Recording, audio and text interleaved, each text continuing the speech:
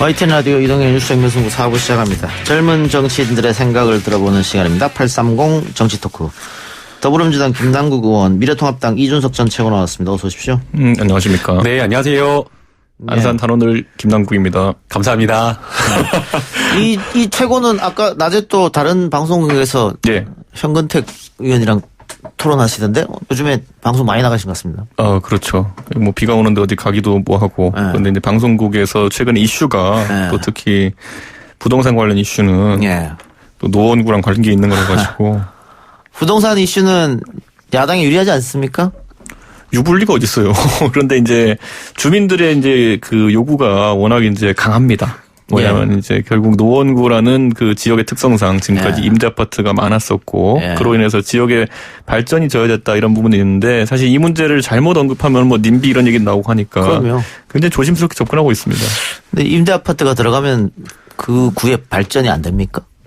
이렇게 표현할 수 있을 것 같은 게, 그러니까 임대 아파트의 특성이라는 게 자가 소유가 아니잖아요. 예. 그러다 보니까 주택의 어쨌든 그 관리라든지 이런 상태가 이 그 연수가 쌓일 때마다 좀 안 좋아지는 측면도 있고, 무엇보다도 지금 이제 노원구 같은 경우에는 아파트 고밀도 주거 지역인데 거기에 지금 태릉 녹지에 또 아파트를 추가한다는 거. 그러니까 임대라는 형태보다도 어쨌든 아파트가 그곳에 적합한 시설이냐에 대해 가지고 이의가 많은 것 같습니다. 알겠습니다. 그러면 뭐 이왕에 부동산 얘기가 나왔으니까 부동산 문제부터 한번 논의해 보죠.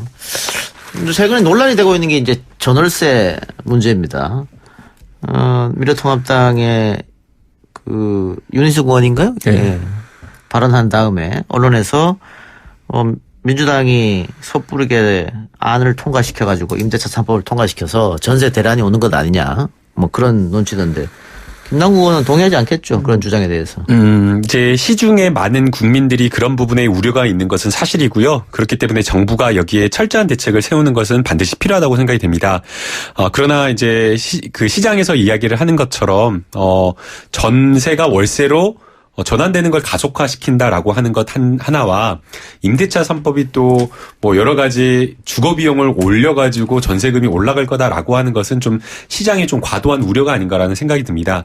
윤희숙 의원님이 이 수치로 근거를 든 것도 사실상 특정한 시점에 올라간 그 수치만을 이용해가지고 선별적인 어떤 자료를 통해서 올라간다라고 했는데 3년치 그 1989년 12월 그 전후로 해서 3년치 주택 전세자금 상승률을 보게 되면 오히려 1, 2년 뒤에는 굉장히 안정화됐고 그 효력이 발휘한 몇 개월 뒤인 바로 6개월 뒤만 보더라도 전세 가격이 안정화되는 모습을 봤기 때문에 반드시 주택 가격이 급등하거나 전세 가격이 올라간다라고 좀 보기에는 좀 어렵다고 보이고요. 또 더 나아가서 요즘에 조금 문제가 되고 있는 전세보다 월세가 더 많아질 거다. 그 이제 원인으로 보고 있는 게 전월세 가격 상한제를 5%를 시행하니까 그런 것 아니냐라고 하는데 이 여러 가지 전세 가격이나 주거비와 관련되어서는 단순하게 이 주택 임대차 3법이라든가 아니면은 전월세 상한제를 시행했다라는 것만으로 그렇게 결정되진 않고요. 결국 시장에서 주택 그 주거비를 결정이라고 하는 것은 주택 가격 그리고 주택 가격 상승률 또 그 당시에 주택의 수요와 공급이라고 하는 여러 가지 시장 상황과 복합적으로 맞물리기 때문에 임대차 3법이 이것이 전월세를 가속화했다 이렇게 평가하기 또 어렵고요. 또 윤희숙 의원님 조금 안타까운 게 임차인이다라고 이야기를 하면서 임차인을 걱정하는 듯한 이야기를 했지만 임대차 3법과 관련되어서 전부 다 보완책이라고 이야기를 하는 게 임대인에게 인센티브를 주자라는 그런 정책 이야기만 하고 있어서 오히려 조금 안타깝다라는 생각도 들었습니다. 근데 뭐 저는 뭐 김남국 의원이 지금 반박을 하는 요지는 이해하겠지만은 결국에는 시장에서 나타나는 현상이라는 것은 결국 전세 물량이 빠르게 사라져가고 있다라는 것이거든요. 실제로 서울에 수백만 채 주택이 있는데 지난 주말 기준으로 해서 뭐 사실 전세로 나와 있는 뭐 특정 사이트 기준이긴 합니다만은 1000건이 채 안 됐다는 거는 이건 전세 물량이 말라붙었다라는 이야기를 하는 것이기 때문에 시장은 민감할 수밖에 없죠. 그리고 저는 뭐 민주당에서 결국에는 이게 뭐 민주당 당론이다 이런 생각은 들진 않지만은 일부 인사들이 뭐 전세에서 월세로의 그 전환이라는 거는 어떤 필연의 과정 속에 있다. 또는 어떤 일부 인사들 같은 경우 월세가 전세보다 나은 거 아니냐는 취지로 이제 말을 하는 바람에 그 두 가지가 결부되면서 진짜 민주당이 정책적으로 그러니까 어떤 현상의 결과물이 아니라 정책적으로 전세를 월세로 바꿔나가려는 어떤 의도가 있는 거 아니냐 이렇게 생각하는 건데 저는 뭐 당연히 김남국 의원은 해명하겠죠 여기 대해서. 제가 해명 드려야죠. 그건 이제 그런데 그러니까 전세제도와 전세가 좋아요, 월세가 좋아요. 저도 전세가 좋죠. 그러니까. 네, 그건 너무나 당연하고요. 특히나 목돈을 모으고 내 집 마련을 하려고 하는 그런 어떤 청년 세대 입장에서는 돈을 많이 모을 수 있는 전세제도가 훨씬 더 유용한 게 맞고요. 그래서 저뿐만 아니라 많은 세대, 많은 분들이 전세제도를 선호하고 있습니다. 그러면 이제 뭐 정부 정책적으로 이것을 전세로 월세로 할 수 있느냐? 그렇지 않다라고 생각이 들고요. 이제 시장에서 우려하는 것처럼 진짜 좀 전세가 메말랐다라고 이야기를 하시는데, 그래서 제가 좀 통계를 찾아보니까 올해 7월 기준에 사실 올해 초만 하더라도 저금리가 계속된다 그래가지고 그걸 가속화할 거다라는 그런 얘기 많았잖아요. 근데 7월 기준으로 봤을 때 전년 대비 오히려 3% 전세 물량이 늘어났었습니다. 그래서 저금리 기조 속에서도 여러 가지 시장 상황에 따라서 전세와 월세 비중이 좀 달라지는 것이고요. 또 만약 이게 전세가 월세로 바뀌려면 임대인이 전세금을 환불에 반환해주고 그것을 월세로 돌릴 만한 자금 여력이 있어야 되는데요. 지금 시장에서 보게 되면 서울 같은 기준으로 52.4%가 대부분 다 갭투자고, 또 강남 같은 경우에는 70%가 넘는 물량이 갭투자이기 때문에 갭투자하는 그런 물량들이 당장의 월세로 전환된다는 좀 어렵다고 보이고요. 또 특히나 이게 또 소급표가 적용이 돼서 4년 뒤에라는 그런 시간이 있기 때문에 그 기간 사이에 이런 우려를 좀 불식시킬 수 있도록 뭐 공공임대주택이라든가 아니면은 뭐 주택의 공급 정책을 확실하게 해가지고 알겠습니다. 그런 대비책을 확실하게 좀 차단하는 게 전 필요하다고 생각합니다. 4년 뒤란 얘기를 하는데 전세 절벽이라고 하면 당장 이제 지금 이미 전세 들어있는 분이 갱신할 때 발생하는 문제를 이야기하는 게 아니라 당장 지금 신규로 전세를 얻어야 되는 분들 입장에서는 바로 절벽이 나타나는 거거든요. 그렇기 때문에 그런 부분에 있어서 민주당은 자꾸 4년 정도 아니면 최소 2년 정도는 유예기간이 있으니까 그 사이에 대책을 찾아보자 이렇게 하는데, 저는 지금 물론 전세 성수기는 아니기 때문에 즉각적으로 시장에 우려가 나타나진 않지만은 어쨌든 이사 시즌이 있지 않습니까? 그 전까지는 보완이 많이 필요할 거다 이렇게 보고 있습니다. 제가 정리 좀 하죠. 그러면 중간에 끼어들어서. 어쨌든 저는 윤희숙 의원의 신의 한 수를 뒀다고 보고, 민주당 의원들이 정부적 판단을 못했다. 아까 이준석 최고가 짚었던 그런 발언들은 그렇게 봅니다. 윤희숙 의원이 왜 신의 한 수를 뒀냐고 하면, 아까 얘기했던 통계 같은 거야 뭐 전문가들이 보면은 자신이 필요한 통계만 갖고 왔기 때문에 반박이 가능해요. 다만 이게 임대차 3법이 좋은 법이냐 아닌 법이냐, 민주당이 왜 이걸 통과시켰냐, 뭐 이런 논쟁이 있었던 게 아니고 이거를 전세 월세 논쟁으로 갖고 간 거. 그렇죠. 그게 대단한 윤희숙 의원의 신의 한 수였다 보고, 거기에 끌려간 민주당은 이번에 굉장히 정부적 판단을 못했다. 그렇게 봐요. 네, 제가 이제 오늘부터 이제 저희 보좌진이 전부 다 휴가를 가가지고 제가 직접 민원 전화를 받았었는데요. 말씀하신 그런 지적을 많이 해주시더라고요. 임대차 3법 같이 서민과 민생을 챙기는 이런 입법을 해놓고 왜 이것을 제대로 홍보조차 못하느냐, 이런 의견 주신 분도 있었고요. 또 임대차 3법은 정말 서민의 주거 안정을 강화하는 법안이기 때문에 2+2 4년이 아니라 6년, 적어도 초등학교나 중고등학교 학제에 맞춰갖고 6년은 살 수 있게 해줘야 되는데 왜 그런 것들을 못했냐라는 말씀도 많이 해주시더라고요. 그건 민원 전화가 아니 팬클럽 전화 같은데. 응? 그 민원 전화가 팬클럽 전화 같은데. 그게 팬클럽 전화 아니고요. 네. 그래서 이제 많은 국민들이 국민이 의견을 주셨기 때문에 이런 부분에 있어서 좀 더 적극적으로 홍보하고 좋은 정책임을 알리도록 노력하겠습니다. 근데 뭐 이거 임대차 3법 때문에 집값이 오르고 이런 건, 집값이 떨어지고 이런 건 아니라고 보여지니까 지금 최근에 정부에서 내놓은 대책은 공급 대책입니다. 그래서 공공성이 있는 임대주택을 많이 짓겠다. 공급대책 하는데, 여기에 대해서는 두 분은 어떻게 생각하는지 모르겠습니다. 일단은 아까 노원구 얘기도 했습니다만 노원 지역구 의원들하고 구청장도 반대하더라고요. 반대하고 있고, 그리고 정청래 의원 같은 경우에도 상암동 임대 비율이 이미 47%인데 또 임대주택을 짓느냐. 왜 국회의원과 한마디 상의도 없이 일방적으로 발표하느냐. 국토부가 일방적으로 발표하면 우린 따라가야 되느냐. 이렇게 문제점을 지적하고 있던데. 김남국 의원.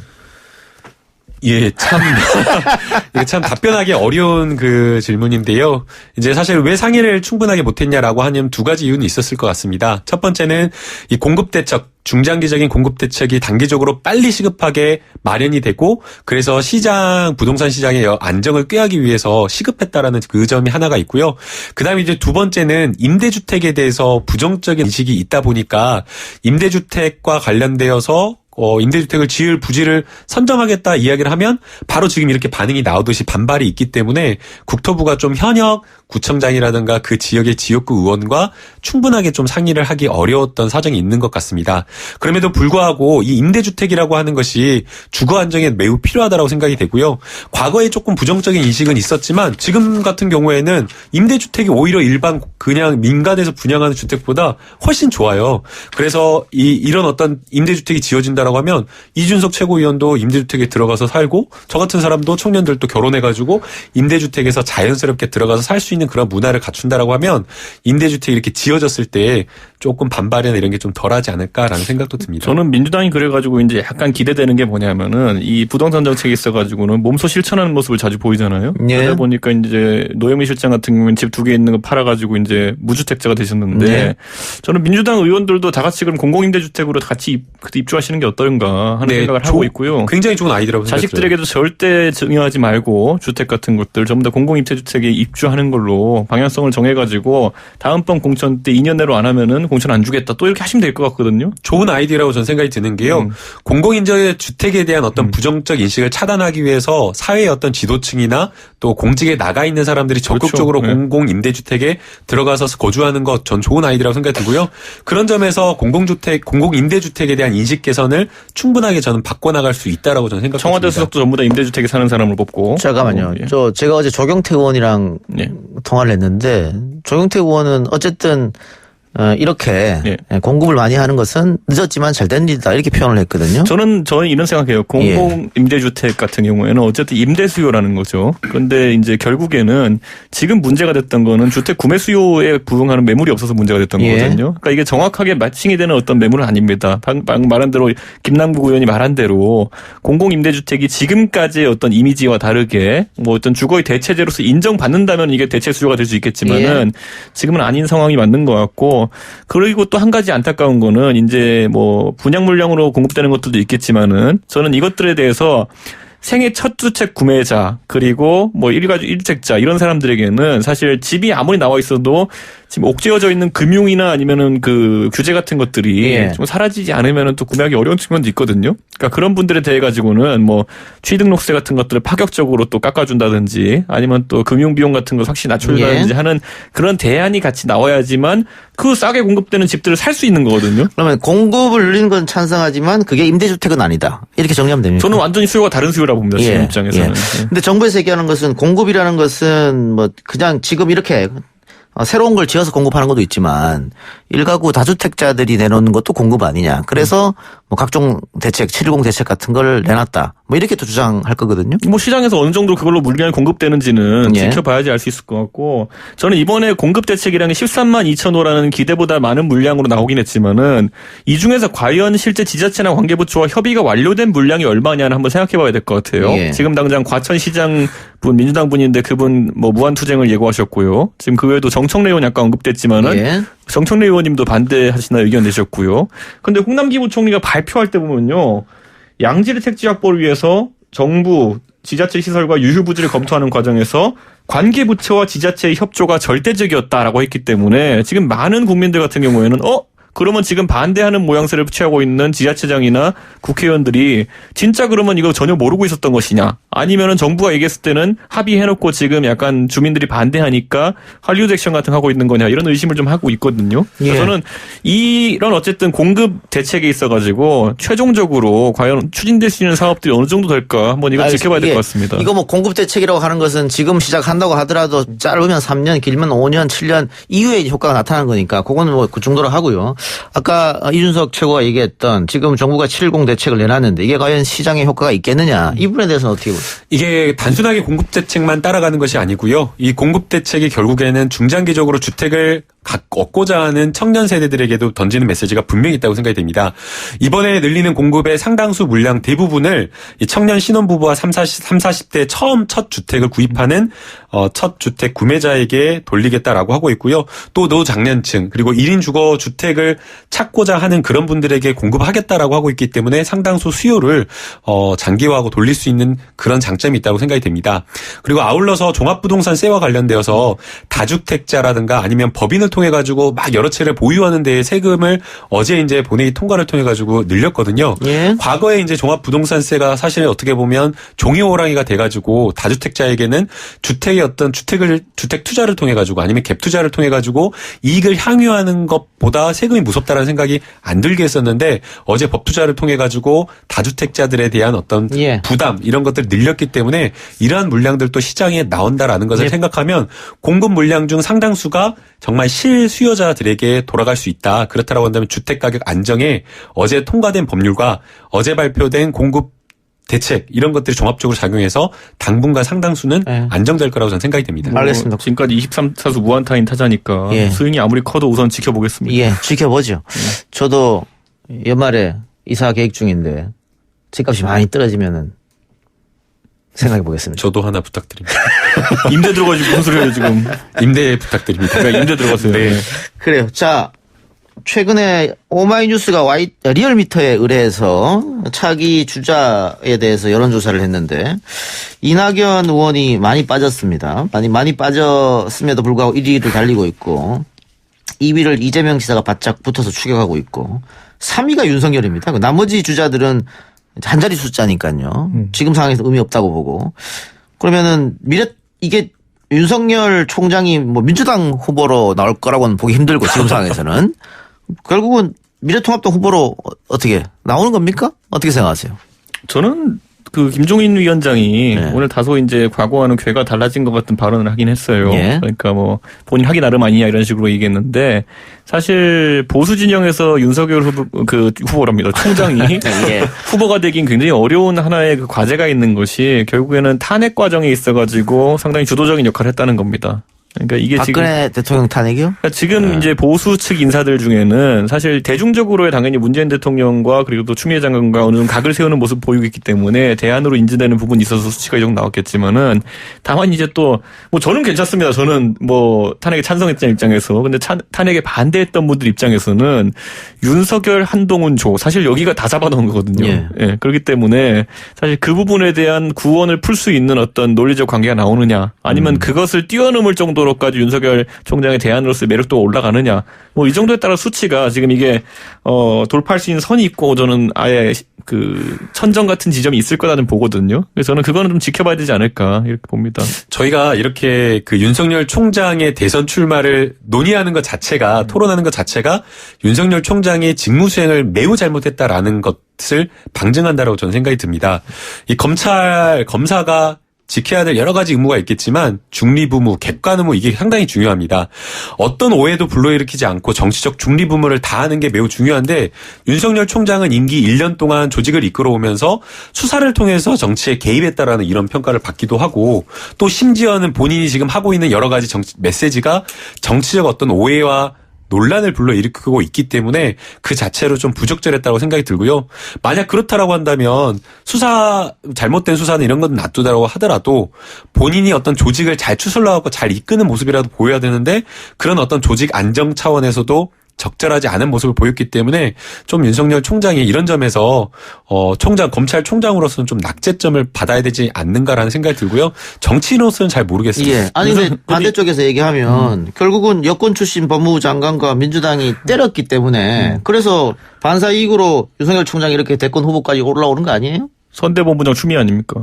그거는 아니라고 저는 생각이 들고요. 윤석열 총장이 오히려 정치적인 어떤 수사나 이런 것들을 통해서 본인의 몸값을 띄우기 위한 노력이 있었던 거 아니냐라고 평가하는 게 오히려 바람직할 것 같습니다. 예. 근데 사실은 뭐 지금 이 시점에서 차기를 언급하는 게 너무 이르죠. 의미가 네. 없긴 합니다. 과거 역대를 돌아보면은. 근데 이게 저는 참 특이했던 조사가 하나 뭐냐면요. 미디어 오늘하고 리서치뷰가 28일부터 31일까지 나흘간 진행한 여론조사에서 이게 사실 대권 20대 대선 다 가상 대결을 붙였는데 성명 불상의 야권 단일 후보가 민주당 후보를 이겼어요. 예. 1% 차이로. 근데 이 조사가 나온 게 사실 이렇게 나온 게 처음이거든요. 그렇기 때문에 저는 사실 지금 윤석열 총장은 아무래도 최근에 언론에 이제 대통령과 또 여당과 각을 많이 세우는 대표 주자로서 부각되기 때문에 이런 수치가 나왔다 보고요. 다만 이렇게 야권 후보의 어쨌든 당선 가능성을 높게 점치는 사람들이 늘어만 날수록 인물은 급하게 발굴됩니다. 또 보면. 예. 그 퍼센테이지를 언급해 주셔서 그 개요를 다 읽으셔야겠어요. 예, 알겠습니다. 리서치뷰가 28일부터 31일까지 나흘간 진행한 여론조사에서 여기 있다. 나흘간 만 18세 이상 성인 남녀 1000명을 대상으로 진행한 조사고요. 그 무선 85, 유선 15% 조사였고요. 표본오차는 95% 신뢰 수준에 플러스 마이너스 3.1%, 응답률은 3.8%였습니다. 예, 자세한 것은 중앙선거시민관리 홈페이지 참조하시고요. 자, 그 공수처 후속 3법이 본회의를 통과했지 않습니까? 근데 네. 이게 통과했다고 해서 바로 공수처장이 뭐 추천되고 이런 건 아니잖아요. 네, 사실은 이제 반드시 통과가 되었어야 될 법인데 통과가 되지 않아서 이제 어제 이제 통과가 됐고요. 내용을 보게 되면 공수처장을 임명하려면 인사청문회가 돼야 되는데 인사청문 대상이 되지 않았어요. 그래서 그 인사청문 대상이 된다라는 것, 그리고 그 상임위를 법사위로 지정한다라는 것, 그런 내용들이었기 때문에 예. 이거 뭐 공수처와 관련되어서는 크게 의미를 두기에는 예. 좀 어려운 법이었어요. 그래서 결국은 미래통합당에서 추천하지 않으면은 계속 딜레이 될 수밖에 없는데 그 일각에서는 어쨌든 뭐 논쟁이 있고 토론이 있었지만 통과됐으니까 추천을 하는 게 맞지 않느냐. 그래도 뭐 추천위원을 뽑고 하는 과정 거칠 예. 것으로 예상되고 있고요. 예. 다만 지금 이제 헌재 판결을 기다린다 이런 얘기도 있던데요. 그건 어차피 기다려야 될 거라 봅니다. 저희 입장에서 봤을 때는. 왜냐하면 저희 걸어놨기 때문에. 그런데 이제 문제는 공수처장을 누구로 하느냐에 따라 가지고 사실 야당이 동의할 수 있는 부분도 있고 동의 못하는 부분도 있을 수 있거든요. 예를 들어 뭐 결국에는 공수처라는 조직의 장으로 예를 들어 저도 왜냐면 작년부터 김남국 의원이 검찰개혁 그럴 때 저는 잘 이해 못했어요. 근데 이번에 그 한동훈 수사건을 보고 나니까 저도 검찰개혁을 지지하기로 했습니다. 네. 그러니까 중앙지검이 저렇게 좀 수사하면서 이상한 행동을 할 때 어떻게 제어해야 되느냐 이거 굉장히 중요하다 보거든요. 그래가지고 저는 공수처장으로 상당히 야권도 동의할 수 있는 인물을 여권이 이제 제시할 수 있느냐. 그리고 추천위원회에서 그걸 다 백지상세 다룰 수 있느냐. 이게 굉장히 중요할 것이다. 아니, 야권 마음에 안 들면 거절하면 되잖아요. 이게 저희는 한동훈 밀겠습니다, 그러면. 지금 오해하고 예. 있는 것이요. 네. 여야 국회에서 교섭단체가 마치 공수처장을 추천하는 것처럼 이야기를 하는데 그게 아니고 공수처장 후보 추천위원들을 위촉하도록 예. 되어 있습니다. 그리고 그 위원회에서 결국에는 협의해가지고 하도록 되어 있기 때문에 우선은 적어도 공수처장 추천위원회 위원들을 위촉해서 그 회의에서 조금 추천위원회에서 조금 정말 훌륭한 인물을 추천하는 게 필요하지 않을까라는 예. 생각이 듭니다. 그 사람도 어차피 다 뒤에서 블루투스로 조정하고 있어요. 아이고, 그렇게 하면 안 되죠. 어쨌든 야당이 반대하면 안 되니까 그 부분에 있어서는 조금 돌아와서 빨리 해야 되지 않겠냐. 왜냐하면 지금 민주당은 사실은 마음 먹으면 못할 게 없는 정당이거든요. 네. 결국 그래서 이 법까지 이 공수처법까지 바꿔버리면 그러면 그때 가서 어떻게 할 것인가. 지금 제가 봤을 때는 미래통합당이 11대 7을 안 받은 게 지금 너무 패착으로 돌아온 게 아니 그런 생각도 든단 말이죠. 아닙니다. 지금 상황은 11대 7을 받았다 한들 예. 어차피 이번에 절차를 본다고 하면은 뭐 패스트트랙을 하느냐 아니냐 정도의 차이? 그게 있지 않았을까? 이 정도 생각 듭니다. 야당이 야당으로서 좀 역할을 하는 게 좀 필요하다고 생각이 드는데요. 소수 정당이라도 반대 토론에 함께 참여하면서 법안이 가지고 있는 여러 가지 쟁점들에 대해서 소수 의견이나 아니면 또 다수가 가지고 지적하고 있는 여러 문제점을 함께 토론하고 논의하면서 충분하게 법안에 반영시키는 게 저는 중요하다고 저는 생각이 듭니다. 두 분 토론 오늘 고맙습니다. 감사합니다. 감사합니다.